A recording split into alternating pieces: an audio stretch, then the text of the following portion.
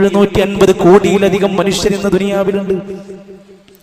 ആ മനുഷ്യ പ്രകൃതത്തിൽ അവർ ദുനിയാവിൽ ജീവിക്കുമ്പോഴും അവരുടെയൊക്കെ മുഖങ്ങൾ വ്യത്യസ്തമാണ്. ഈ കോടിക്കണക്കിന് മനുഷ്യരുടെ മുഖങ്ങൾ ഇരട്ടപ്പെട്ടവർ എന്ന് വിശേഷിപ്പിച്ചവർ, സയാമീസ് ഇരട്ടകൾ എന്ന് വിളിക്കുന്നവർക്ക് പോലും മുഖങ്ങളിലും ശരീരത്തിലും ചില വ്യത്യാസങ്ങൾ ഉണ്ട്. ഒരുമ്മ പെറ്റ മക്കൾ പോലും വ്യത്യസ്ത ശരീരഘടനയിലാണ് ലോകത്ത് ജനിക്കുന്നത്.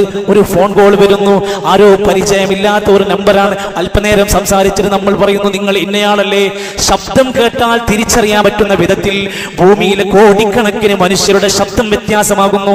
കാലുകൾ ഒന്ന് ആലോചിച്ചു നോക്കൂ. നമ്മൾ ഭൂമിയിലൂടെ എത്ര വർഷങ്ങളായി കാല് നമ്മൾ മാറ്റുന്നില്ല. ചെരുപ്പ് സമയാബന്ധിതമായി കൊണ്ടതിങ്ങനെ നശിച്ചു കേടുവന്നു പോകുമ്പോൾ പുതിയ ചെരുപ്പ് മാറ്റുമ്പോഴും അതേ കാലുകൊണ്ടാണ് നമ്മൾ ഈ ഭൂമിയിലൂടെ നടന്നു നീങ്ങുന്നത്. മനുഷ്യനൊന്ന് ചിന്തിക്കണം, ഈ ദുനിയാവിൽ ഒരു വസ്തു അള്ളാഹ് പടച്ചിട്ടുണ്ടെങ്കിൽ അത് വെറുതെ പടച്ചതല്ല.